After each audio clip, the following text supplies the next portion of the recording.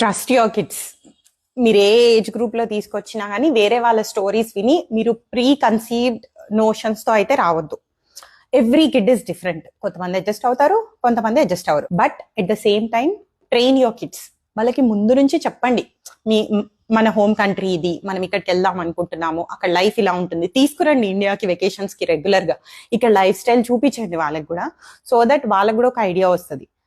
Kids కి definite గా ఈ రోజుకి నేను స్టిల్ భయపడుతున్నాను, నా కొడుకు అడ్జస్ట్ అవుతాడా లేదా స్కూల్ కి. వాడు 2 weeks నుంచి వెళ్తున్నాడు, సోఫార్ ఓకే, నో కంప్లైంట్స్. కానీ స్టిల్ ఉంటది, వెదర్ కి సిక్ అవుతారా ఎక్కువ, ఎన్వైరన్మెంట్ మొత్తం మారిపోయింది, వాళ్ళ ఫ్రెండ్స్ ని మిస్ అవుతారా. But at the same time kids ఈ ఏజ్ లో ఫ్లెక్సిబుల్ గా ఉండాలి. లైఫ్ ఒకటే పేజ్ లో ఎవ్వరికి వెళ్ళదు. మనం ఎంత కంఫర్టబుల్ గా మన పిల్లలకి లైఫ్ ఇచ్చినా గానీ లైఫ్ లో అప్ అండ్ డౌన్స్ ఉంటాయి. సో మన కిడ్స్ ని ఒకే రొటీన్ లో ఉండాలి, నాకు మన ప్రపంచం ఎట్లా ఉన్నా గానీ కిడ్స్ లైఫ్ మాత్రం ఏం మారకూడదు అన్న థాట్ ప్రాసెస్ తో ఉండకుండా పెంచడమే బెటర్ ఆప్షన్ అని నేను అనుకుంటాను. వాళ్ళు కూడా అప్స్ అండ్ డౌన్స్ చూడాలి, చూస్తేనే వాళ్ళకు కూడా రేపు వాళ్ళ లైఫ్ లో అప్స్ అండ్ డౌన్స్ వచ్చినప్పుడు అరే ఇది కామనే, మనం ఇవి మన చిన్నప్పటి నుంచి కూడా చూస్తున్నాం కదా అని చెప్పి డీల్ చేస్తారు. ఇప్పుడు జనరేషన్ తో పెద్ద ప్రాబ్లం అదే అవుతుంది అనుకుంటున్నాను నేను. మనం బాగా ఓవర్ ప్రొటెక్టెడ్ గా పెంచడం వల్ల లైఫ్ లో చిన్న ప్రాబ్లం వచ్చినా దాన్ని వదిలేసి పరిగెత్తేటట్టున్నారు మన పిల్లలు.